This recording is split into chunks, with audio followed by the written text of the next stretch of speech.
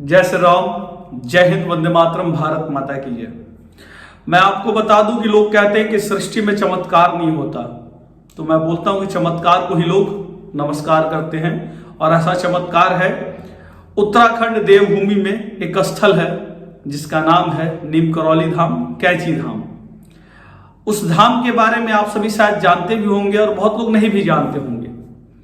मैं कैंची धाम के बारे में आप सभी को बताने के लिए आया हूं, क्योंकि सनातन की ताकत को लोग कहते हैं कि कुछ नहीं होता है, चमत्कार कोई शब्द नहीं है। हमारे यहाँ भगवान को लोग कहते हैं कि पत्थर की मूरत है। तो मैं बता दूं कि वही पत्थर को पूजने वाले नीम करौली बाबा पूरे विश्व में विख्यात हैं। हिंदुस्तान ही नहीं, फॉरेन से भी लोग उनके यहाँ आते हैं। आपको उनके चमत्कारों के बारे में मैं बताने के लिए यहाँ आया हूं। और आप सभी से मैं प्रार्थना करूंगा, जितने भी हिंदूवादी सनातनी लोग हैं, इस वीडियो के माध्यम से हर सनातनी तक ये संदेश पहुंचाइए कि हमारे भारत में भी एक ऐसा धाम है, कैंची धाम, नीम करौली धाम, जहां आप जाएंगे तो आपको समझ में आएगा कि इस धाम का क्या चमत्कार है, क्या शक्ति है। आप सभी से इसलिए मैं बोलने के लिए आया हूं और अपनी बात को समझाने के लिए कि हमारे यहाँ भगवान हैं और भगवान इंसान के रूप में आते हैं। हम लोग वहां कैंची धाम गए और अनुसरण किया है, सीखा है वहां कैंची धाम के बारे में कि क्या है वहां ताकत, और महसूस करने के बाद वो ताकत महसूस हुआ है कि चमत्कार तो है। तो पहला चमत्कार पुराने लोगों से शुरुआत करते हैं। आपको बता दूं कि प्रधानमंत्री नरेंद्र मोदी जी से लेकर के फेसबुक के मार्क जुकरबर्ग भी पूरे नीम करौली धाम के नीम करौली बाबा के इतने परम आदरणीय भक्त हैं, जिसके बारे में क्या हम कहें। आप लोग सभी कोई एप्पल फोन यूज करते होंगे, करीब करीब भारत में बहुत सारे लोग यूज करते होंगे। एप्पल में जो कटा हुआ सेब का निशान रहता है एप्पल फोन में, कभी किसी ने गौर किया है क्या कि उस एप्पल फोन में कटे हुए सेब का जो निशान है वो क्यों है?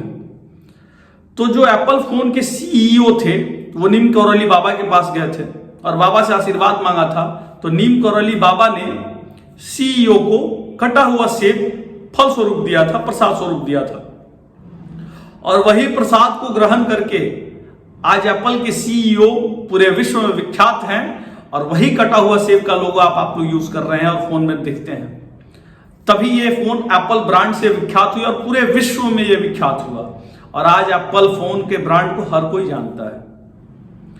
अब आते हैं नीम करौली बाबा की एक अद्भुत और शक्तियां। हमेशा जून महीने में वहां भंडारा चलता है बहुत बड़े पैमाने पे। जब नीम करौली बाबा जीवित थे उस समय भी और अब भी चलता है। नीम करौली बाबा समाधि ले चुके हैं, इस धरातल में वो चले गए हैं, लेकिन उनकी शक्तियां अभी भी जीवित हैं। ये प्रमाणित है, मैं आप सभी को ये बताने के लिए यहां आया हूं। तो भंडारा जब चलना शुरू हुआ तो रखे हुए सारे ड्राम के घी जो थे ना वो खत्म होते चले गए थे। जो नीम करौली बाबा के पास आसपास में भंडारे रूम में रखा हुआ था वो घी सारा खत्म हो चुका था। तो वहां जो नदी बह रही थी तो इन्होंने कहा कि तुम लोग जाओ नदी से 2 बाल्टी पानी लेते आओ। भंडारा में पूरी छानना था, सारा घी खत्म हो गया, अब करे तो क्या करें। और भंडारे में भक्तों की भीड़ लगी हुई थी। तो भक्त भी सोचे जो वहां बना रहे थे पूरी सब्जी, बोले कि घी पानी लाने का क्या मतलब, समझ में नहीं आया। तो उन्होंने बोला कि तुम जाओ जो नदी बह रही है वहां से 2 बाल्टी पानी लेकर के आओ। पानी लेकर के वो लोग आ गए और उसी पानी को कहे कि कड़ाह में उलट दो। नीम करौली बाबा ने ऐसा कहा और जब उस पानी को कड़ाह में उल्टा गया तो वो पानी घी में तब्दील हो गया। मेरे दोस्तों, घी में बदल गया और वो घी में बदलने के बाद सब भौचक रखे कि कैसे हुआ। और उसके बाद सारा पूरी वगैरह जो भी था उस घी में तला गया। और जब पुनः सुबह हुआ तो नीम करौली बाबा ने मार्केट से 2 जरकेन घी मंगवा करके अपने भक्तों को कहा कि जाकर के नदी में प्रवाह कर दो, क्योंकि वो मैंने गंगा मैया से कर्ज लिया है। तो उन्होंने वो 2 बाल्टी घी जाकर के गंगा मैया में डलवा दिया अपने भक्तों के द्वारा। धन्य है ऐसे संत जिनकी उपकार की चर्चा हम क्या ही करें, हम छोटे पड़ जाएंगे उनके सामने अगर चर्चा करने लग जाए तो। ऐसे संत हमारे भारत में बहुत सारे हैं जिनका सम्मान करना हमारा कर्तव्य बनता है, तो इसलिए हम आज चर्चा कर रहे हैं। ये पहली कहानी जो हम लोगों ने सुना है वहां जाकर के। आते हैं दूसरी कहानी पे। एक बूढ़ी अम्मा रहती थी जो नीम करौली धाम से थोड़ा दूरी पर रहती थी। बाबा उनके घर गए थे, और बाबा उनके घर गए तो भोजन के लिए, वो गरीब बेचारी महिला थी, उनके पास कुछ व्यवस्था नहीं था उतना, फिर भी जैसे तैसे बाबा को भोजन कराई और सोने के लिए कहा। स्थल भी उतना जगह भी नहीं था, तो नीम करौली बाबा को एक चौकी दिया उन्होंने। और नीम करौली बाबा आप देखे होंगे हमेशा वो कंबल धारण किए रहते हैं, कंबल ओढ़े रहते हैं हमेशा। उस कंबल को ही लेकर के बाबा गए थे और उस चौकी पे वो सो गए। महिला भी वहीं चौकी के पास सो गई। तो महिला ने महसूस क्या किया कि बाबा को बहुत कपकपी हो रहा है और कंबल ओढ़े हुए हैं और अजीब सा बेचैनी हो रहे हैं नीम करौली बाबा। समझ में नहीं आया। फिर अगला दिन जब सुबह हुआ तो वो बूढ़ी महिला कही कि हमारा बेटा जापान में फौज में है और बहुत परेशान है, वो 1 महीना से, मतलब काफी दिन हो गए उसको देखे हुए, और कोई पता नहीं चल पा रहा है कि वो आएगा भी कि नहीं आएगा। तो नीम करौली बाबा ने कहा कि ये कंबल पकड़ो और इसको खोलना नहीं, ले जाकर के किसी नदी में प्रवाह कर देना। वो बोली क्यों? तो बस ऐसे ही प्रवाह कर देना। प्रवाह करने के बाद सोचा गया कि मतलब आखिर बाबा ऐसा क्यों बोल रहे हैं कि नदी में प्रवाह कर देंगे। और सुबह में फिर बाबा कंबल दे करके चले गए। जब चले गए तो बूढ़ी माता कंबल को लेकर जा रही थी, तो उस कंबल में ऐसा महसूस हुआ कि लोहे का कुछ पड़ा हुआ है, लेकिन बाबा ने मना किया था कि कंबल को खोलना नहीं। माता ने प्रवाह कर दिया और कुछ दिनों बाद बाबा ने कहा था कुछ दिनों बाद तुम्हारा बेटा वापस आ जाएगा। और सही में नीम करौली बाबा की कृपा हुई, उनका बेटा वापस आ गया। और बेटा ने जो कहानी बताया वो हिल जाएंगे आप लोग। इस वीडियो में सारे लोग जुड़े रहिएगा इस वीडियो में।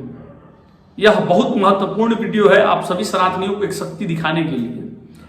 तो जब बेटा आया तो बोला कि मां, कुछ दिन पहले युद्ध में मैं बहुत परेशान था, वहां पूरा भयानक युद्ध हो रहा था और गोलियों की बरसात हो रही थी, मेरे सारे सैनिक मेरे साथी मारे गए, लेकिन मुझे एक भी गोली नहीं लगा। तो मां भी बोली कि ऐसा क्यों, गोली तुम्हें क्यों नहीं लगा और तुम कैसे बच गए? तो पता नहीं मां ऐसा क्यों हुआ। तो आपको मैं बता दूं कि वो जिस दिन गोली चल रही थी वहां, उस दिन नीम करौली बाबा उस बूढ़ी माता के घर पे आराम कर रहे थे। और वही आराम करने के दौरान जब बाबा कंबल ओढ़े हुए थे तो उनको जो बेचैनी हो रहा था, महसूस हो रहा था ना, वो बेचैनी वही जो युद्ध में गोलियां चल रही थी वो बाबा के कंबलों से रोका जा रहा था उस बच्चे को। और सारा वो चीज बाबा के अंदर महसूस हो रहा था कि ये गोलियां चल रही है, मुझे तकलीफ हो रहा है। वो सारे तकलीफों को बाबा अपने अंदर सृजन कर लेते हैं। और उनका बेटा जब यह जानता है, महसूस होता है, तो उनका बेटा कांप उठता है कि ऐसे ऐसे संत हैं हमारे यहाँ जो चाह के कुछ भी कर सकते हैं, कोई भी चमत्कार कर सकते हैं। ऐसे संतों को बारंबार प्रणाम है हमारा। और इस वीडियो के माध्यम से एक बात और छोड़ते हुए जा रहे हैं आप सभी को। मैं भी नीम करौली धाम गया था, आपको मैं फोटो वीडियो आप देखेंगे। और मनीष कश्यप के लिए मैं जब मनीष तमिलनाडु था तो बाबा से आशीर्वाद मांगा था कि बाबा मनीष कश्यप को बिहार जल्द से जल्द भेज दीजिए। मैं 15 दिनों का समय मांगा था, बाबा ने 7 दिनों में मनीष कश्यप को बिहार भेज दिया था। प्रणाम है ऐसे संतों को, प्रणाम है ऐसे धाम को। और आप सभी जितने भी भारत में लोग रहते हैं, एक बार नीम करौली धाम अवश्य घूम करके आइए, आपको शक्ति का महसूस होगा। आप जो चाहेंगे हमें लगता है बाबा जरूर देंगे। निष्ठा से, सच्ची भक्ति से जो भी मांगा गया है वो बाबा प्रदान करते हैं। तो नीम करौली बाबा की शक्तियों को मैंने आप सभी के समक्ष रखा है। जय श्री राम। और इस वीडियो के माध्यम से जितने भी लोग हैं, इस वीडियो को जरूर आगे बढ़ाइएगा। हर सनातनी योद्धाओं तक, हर सनातनी परिवार तक यह संदेश पहुंचे कि हमारे यहाँ भी ऐसी शक्तियां हैं जिसे लोग समझ नहीं पाते हैं। देवभूमि उत्तराखंड कैंची धाम, याद रखिएगा, नीम करौली बाबा के ये धाम है। जय श्री राम, जय नीम करौली धाम, जय हनुमान जी।